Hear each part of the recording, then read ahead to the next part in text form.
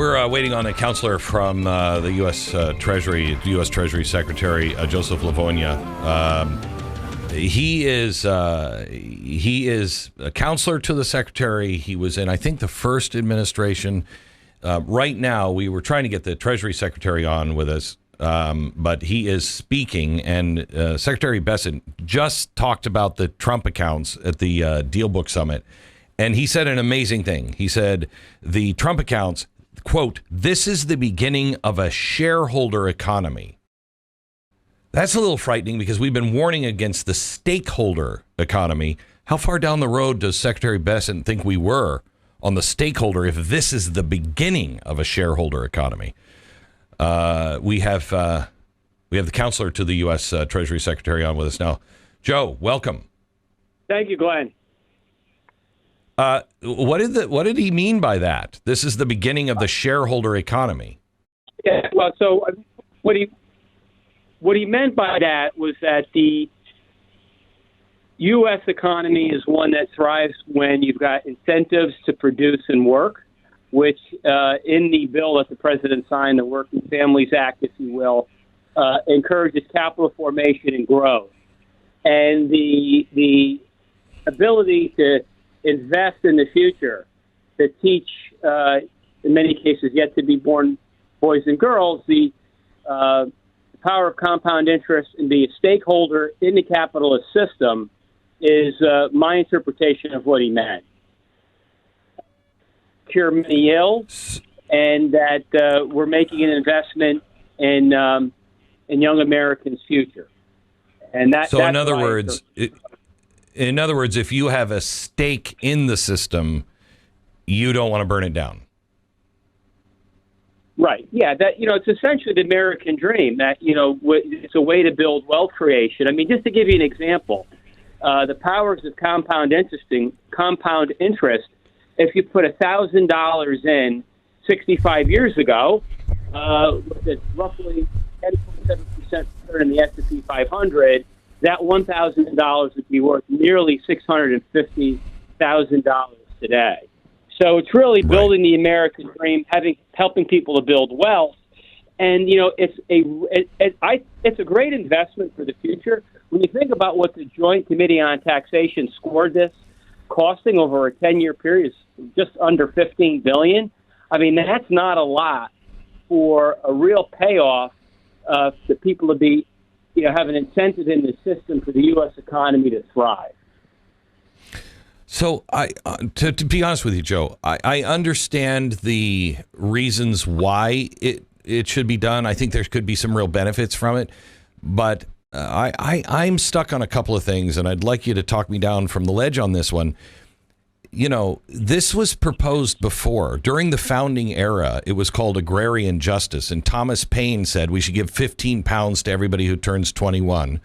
And that 15 pounds at that time would be, in today's dollars, about $2,500 to $3,000. So it's about the same kind of money, except you're giving it at birth. The founders rejected it. Redistribution of wealth, it becomes a right. You're taxing people, and giving it to somebody else. It's not good in any way. It's not government's role. So talk me down. Tell me how that's why this is government's role, and where do you get the authority to do this? Find out July 4th. It was a signature piece of legislation, congressional approved. The forms that people will be 547, obviously to account for President Trump's win in 16 and, of course, in 24. Yeah. You mentioned Thomas Paine, Agrarian Society. I think, Glenn, that right there kind of addresses the issue. Is that was over a couple hundred years ago, and the economy and the capitalist system has evolved significantly. This isn't a redistribution of wealth. This is an investment in the future and people's livelihoods. Hopefully, they'll keep the money in and add to it between now and when they're 18, when they have access to it.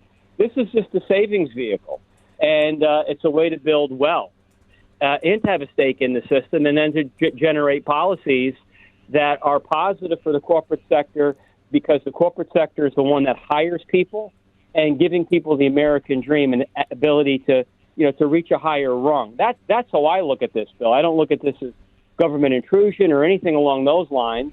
I look at it as something as an investment in the future. And you know what? Along the way, Glenn, we're going to get a tremendous amount of financial literacy out of it, which something the Treasury Secretary wants. But what I would argue is a very, very small amount of money in the big picture. So what is what how do you mean? Because I read that he had said that, this is financial literacy. What does that mean? Well, financial literacy, and you're basically going to teach people, they're in low index mutual fund, and you're going to compound interest in a way to that. We have such a horrible connection. I'm getting about every third word here. I'm sorry. Say it again. I'm just getting horrible. Well, yeah. We have a horrible connection, so I'm losing you. So could you start that over again? So saying that the financial literacy part comes down to people realizing that when they put money aside, that money will grow and do wondrous things through the power of compound interest.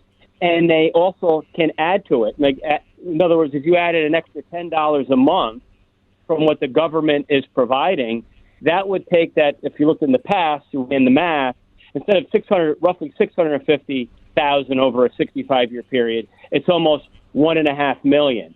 So, there are things Treasury is going to be doing on financial literacy, which I'm sure they're going to be using the Trump accounts as a tool and as a vehicle to help market that. But I think in general, people need to understand that savings for the future is important, and these accounts are going to take a very important initial step in moving us down that path.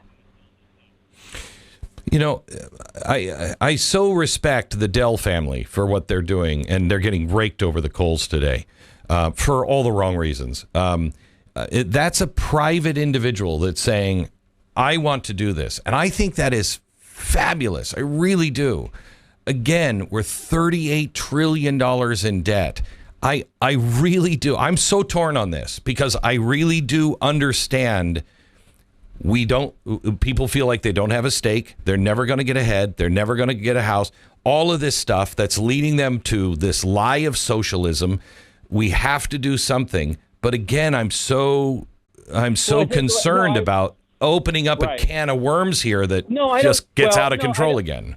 No, in this case, no, because the money is going back into the capitalist system. See, it's not consumption. When we think redistribution, we're thinking, giving people money to spend. This is money to invest. And I understand your point on the debt, and the debt is too high, and it grew at a historic pace over the prior administration. But I can tell you, Glenn, the only way that we are going to be able to deal with the debt situation is to grow and to grow fast, which is what we saw during President Trump's first term. Because if you don't grow, you're not going to get revenues, and it just exacerbates all of the other factors. And when we look at the tax bill, of which the Trump accounts were a very key part of, we are going to be able to lift worker wages because we're getting a CapEx boom, which lifts productivity. And when that happens, worker wages always grow. We've got energy policies that will work to lower inflation. That's going to increase your real wage. And then, of course, the no tax on tips and overtime will encourage more labor supply, which is disinflationary, and after-tax wages are going to go up for working-class Americans. So to me, those are very pro-growth. So will you at least put a time limit on it that says you can't withdraw it? I mean, because if you want it to grow... So there is, Glenn. So this is just from children born from 2025 to 2028, and that's it. And people will not have access to this until they turn 18, if they so chose. And we hopefully, when they see that account grow significantly over the next 18 to 22 years, they will keep their money in that account and add to it. So, yes, there are certainly limitations on it. Who's controlling how it's invested? It's going to be so the forms will be available when you file your taxes in the new year. It's Form 45, 47, as I mentioned. And then you could deposit additional monies. Your employer could, your charitable contributions, et cetera. And you could put extra money in on July 4th when you officially sign up. And then, or I should say you sign up before then, the monies will go out sometime around July 4th. That's when Treasury will put the money in one's account. And essentially it will be invested in low-cost mutual fund, something that mimics the S&P 500. Okay. Well, let me just switch because I know I have to let you go, but let me just switch topics here for just a second. Thank you for what you guys are doing with the Somali fraud in Minnesota and the food stamp fraud, the SNAP fraud. Thank you. I mean, I don't know how people are not just falling all over themselves to say thank you for stopping this incredible fraud that is so dangerous. So thank you for that. Oh, well, thank you. And let me say, people realize that the portfolio of Treasury that Secretary Bessent is running is large and deep, and in that is a terrorism and financial intelligence area. There's an undersecretary. It's a very key role. It's one of the most senior roles within Treasury.